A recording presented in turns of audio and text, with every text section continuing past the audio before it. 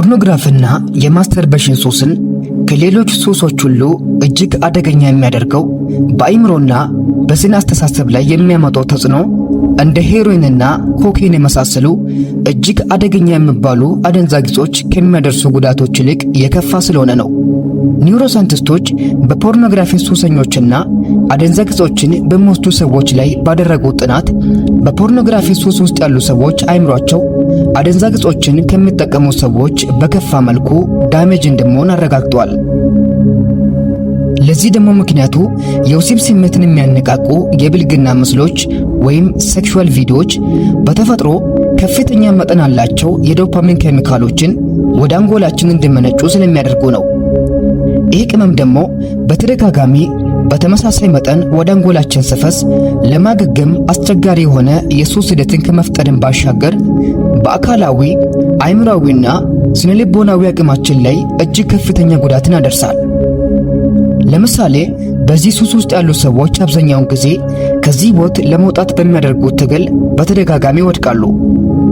ምክንያቱም አይምሯቸው ከዚህ ሂደት ጋር በደንብ ስለተዋቀረና ስለተሳሰረ በቀላሉ ከዚህ ህይወት ለቆ እንዲወጡ ስለማይፈቅድላቸው ነው። አይምሯችን በትክክለኛ የወሲብ ግንኙነትና ፖርኖግራፊ መካከል ያለውን ምስል ለይቶ አያውቅም። ለምሳሌ አንድ ሰው በምናቡ ከሳላት ሴት ጋር የወሲብ ግንኙነት እየፈጸመ ራሱን ኤግዛክት እዛ ቦታ ላይ እንዳለ አድርጎ እያሰበ ድርጊቱን ሲፈጽም አይምሮው ይህ ሰው ትክክለኛ የወሲብ ግንኙነት ላይ እንዳለ አድርጎ ያስብና ሰውነቱ አነቃቂ ኬሚካሎችን እንዲያመርቱ ያዛቸዋል። ከዛ በኋላ የአንጎልን ትዕዛዝ የተቀበሉ ኬሚካል አምራች ሆርሞኖች ወይም እጢዎች የዶፓሚን ቅመሞችን ማምረት ይጀምራሉ።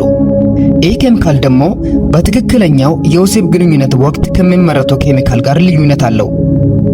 ለምሳሌ በእውነተኛ የወሲብ ግንኙነት ጊዜ ላይ ከሚለቀቁ ኬሚካሎች ውስጥ ሜላቶኒን የሚባል ቅመም አንዱ ነው። ታዲያ ቅመም በግለ ወሲብ ወቅት እንደሚለቀቀው ዶፓሚን ኬሚካል የተዛባ የደስታ ስሜትን የሚፈጥር ሳይሆን በሁለቱ ጥንዶች መካከል የፍቅር ስሜት እንዲፈጠር የሚያደርግና በጥንዶቹ መካከል ያለው የስሜት ትስስር ወይም ኢሞሽናል ቦንድ እንዲጠናከር የሚያደርግ ኬሚካል ነው። ነገር ግን ወሲብም ከልክ በላይ እየሆነ ሲሄድ ሰውነታችን ልክ እንደ ዶፓሚን ሁሉ ከሜላቶኒን ቅመም ጋር ሱስ ውስጥ ይወድቅና አይምሯችን ሁሌም ወሲብን እንድንፈጽም ማስገደድ ይጀምራል። አብዛኛው ሰው ያልገባው ነገር ይሄ ነው። እዚህ ዓለም ላይ ሁሉም ሰው ሱሰኛ ነው።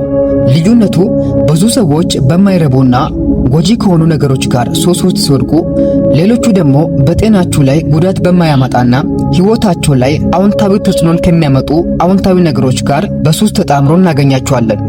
ለምሳሌ ሁሌም ስኬትን የሚያሳድዱ ሰዎች ከገንዘብ ጋር ድብና ያለ ሱስ ውስጥ ይገባሉ እና ሁሌም ገንዘብን ያሳድዳሉ።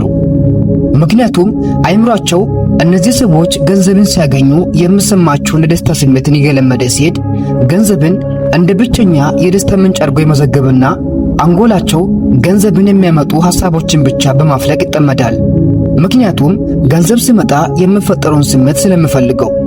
ይህ ሂደት ሲደጋገም ደግሞ ወደ ሱስነት ይቀየራል። ኒውሮሳይንቲስቶች ይህንን አዲክሽን ሉፕ ይሉታል።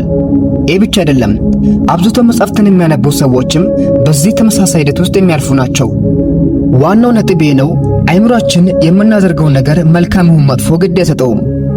ያንን ነገር እየደጋገምን ስናደርግ የሚሰማን ስሜት ጥሩ ይሁን መጥፎ ከአንጎላችን የኬሚካል ስርዓት ጋር የተቆራኘ ስለሆነ በጊዜ ሂደት የደም ሴሎቻችን ያ ስሜት እንዲሰማን ከሚያደርጉ ኬሚካሎች ጋር ሱስ ውስጥ እየገባ ይሄዳል።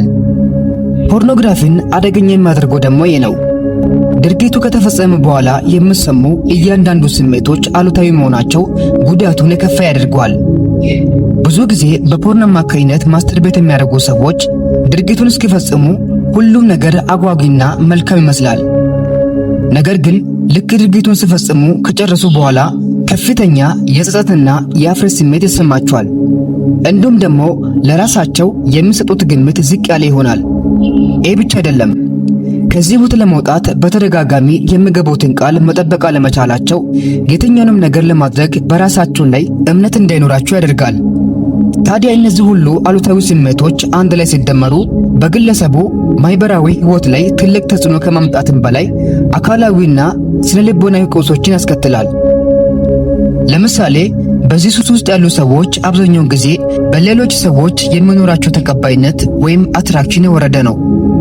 እንዲሁም በሚያደርጉት በየትኛውም ነገር ላይ በራስ መተማመን ስለማይኖራቸው የትኛውንም ነገር ለማድረግ ተነሳሽነት አይኖራቸውም።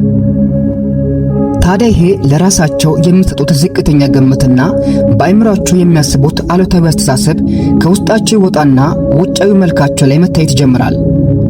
ለምሳሌ በሱሱ ምክንያት በሚሰማቸው የድብርትና የጭንቀት ስሜት የልጅነት መልካቸው እየደበዘዘና ደምግባታቸው እየደረቀ ይመጣል። እንዲሁም የጉልበት አቅማቸው እየደከመና አስተሳሰባቸው ሙሉ በሙሉ ወደ አሉታዊነት ይቀየራል። ለዚህ ነው በዚህ ህይወት ውስጥ ያሉ ሰዎች ምንም አይነት የተስፋ ጭላንጭል እንኳን የማይታያቸው። ምክንያቱም አእምሯቸው ሱሱ በሚያስከትለው አሉታዊ ሐሳቦች ስለተጠመደ ከአፍንጫ ስር ያሉ እድሎቹን እንኳን ማስተዋል አይችልም። እና እነዚህ ሰዎች ሁሌም መፈጠራቸውን እየረገሙና ሞትን የሚያስናፍቁ አሉታዊ ስሜቶችን እያስተናገዱ ይኖራሉ። ታዲያ ይህንን ስሜት በማሸነፍ ወደ ቀድሞ ሰላማዊ ህይወት ለመመለስ የሱስ ሂደት ወይም አዲክሽን ሉፕ በአእምሯችን ውስጥ እንዴት እንደሚፈጠር ማወቅ አስፈላጊ ነው።